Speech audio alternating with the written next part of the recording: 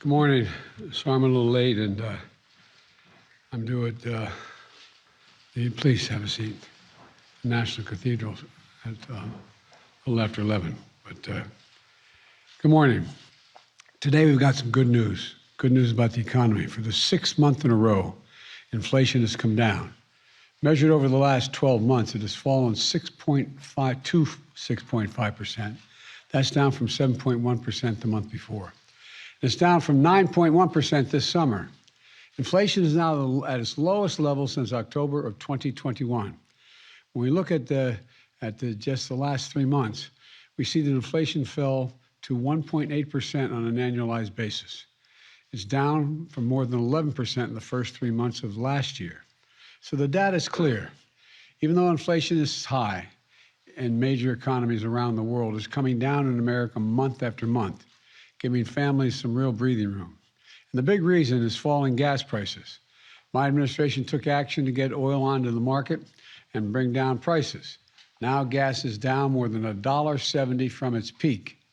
And that adds up to a typical family with 2 vehicles to a savings of $180 a month, every single month, that stays in their pockets instead of being spent at the pump. Food inflation is slowing as well. Last month, we saw the smallest increase in food prices in almost 2 years. And much of that increase was due to the avian flu outbreak, which has driven up the egg prices around in the United States.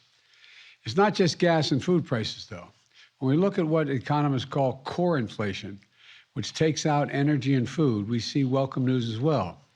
Core inflation is down to the lowest level in a year. Over the past 3 months, core inflation has come down to 3% on an annualized basis. That's down from more than 6% at the beginning of 2022. The cost of goods is actually falling as prices from everything from computers to used cars are coming down as well. And inflation in the core services is moderating as well. And as inflation is coming down, take-home pay for workers is going up.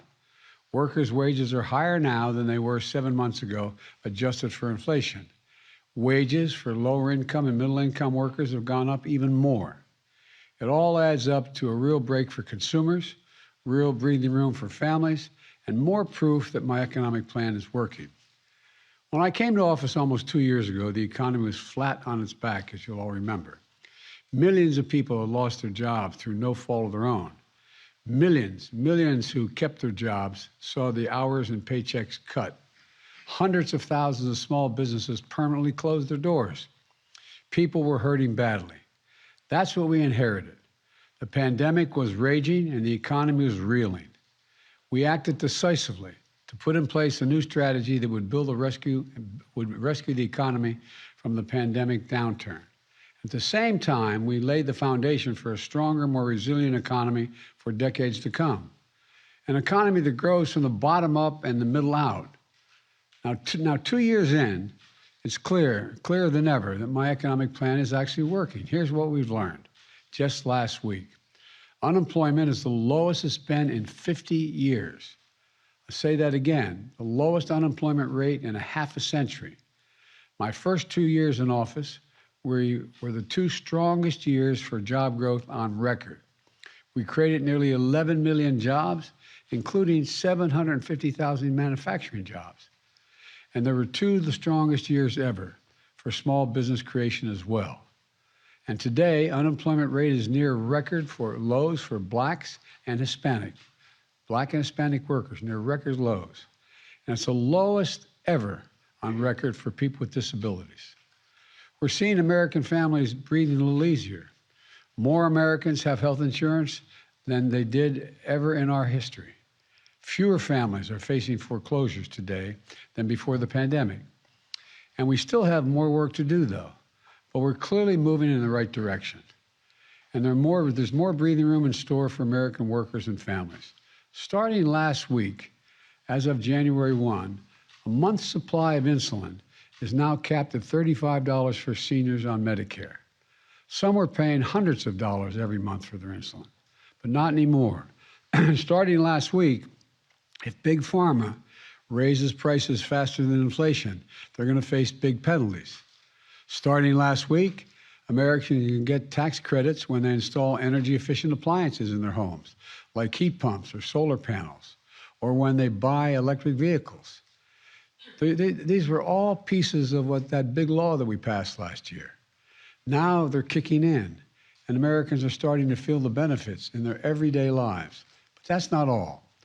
We're seeing historic investments in American manufacturing turn into new factories and new jobs from Arizona, Ohio, Georgia, New York.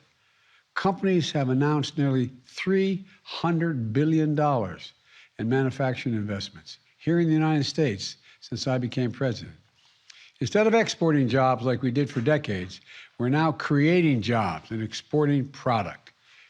Creating jobs and exporting product. That's the idea. Now the House has elected a new speaker. I can call him and congratulate him. I'm ready to work with him, or any Republican Congress, to make progress for the American people. But like many Americans, I was disappointed that the very first bill the Republicans in the House of Representatives passed would help wealthy people and big corporations cheat on their taxes at the expense of ordinary middle-class taxpayers. And it would add $114 billion to the deficit. Their very first bill. House Republicans campaigned on inflation. They didn't say if elected their plan was to make inflation worse. Plus, House Republicans have introduced another bill, blocking action that would help lower gas prices and help consumers. And on top of that, House Republicans are preparing to vote on a national sales tax bill. National sales tax, that's a great idea.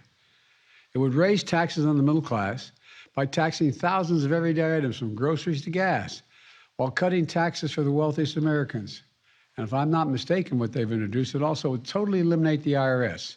Feels good, except all gonna be sales tax.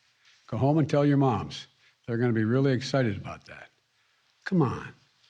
Is this how House Republicans are starting a new term? Cutting taxes for billionaires? Raising taxes for working families? Making inflation worse? Well, let me be very clear. If any of these bills make it to my desk, I will veto them. I will flat veto them. I'm ready to work with Republicans, not this kind of stuff. If they try to cut Social Security or Medicare, which Americans have been paying into every paycheck since they've ever got their first paycheck, I'll use my veto pen to stop that as well.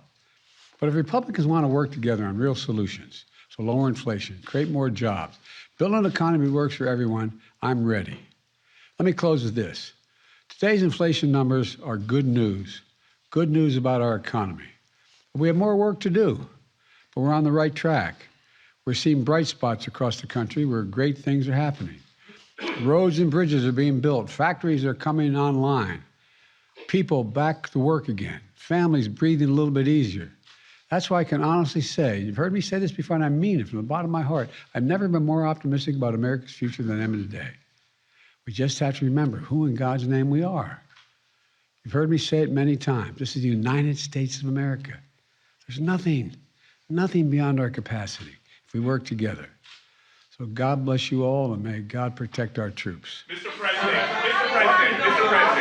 thank you, Mr. President. Mr. President, Okay. Classified material next to your Corvette, what were you thinking?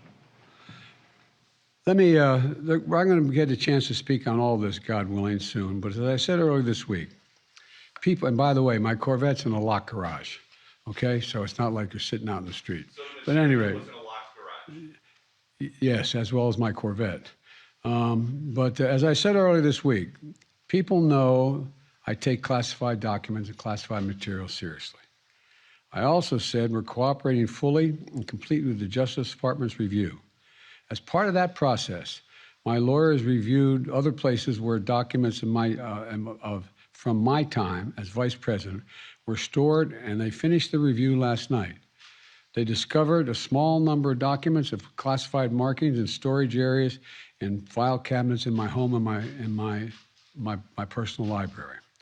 This was done in the case of the Biden Penn. This was done in the case of the Biden Penn Center. The Department of Justice was immediately, as was done, the Department of Justice was immediately notified, and the lawyers arranged for the Department of Justice to take possession of the document. So we're going to see all this unfold. I'm confident. Thank you very much. Thank you. Hey, how you doing? Good to see you. How's the first lady, sir? How's the first lady? She's doing really well. She was under a long time for 5 hours because what they were doing is would do the Mohs, meaning remove what they thought might be cancerous, and they'd have to then go back and test it and see what it was. But she's doing really well. She's up. We had breakfast this morning. She's recovering, and she's gonna be sore for a while because of the work they did on her eyes, and that's where one of these were.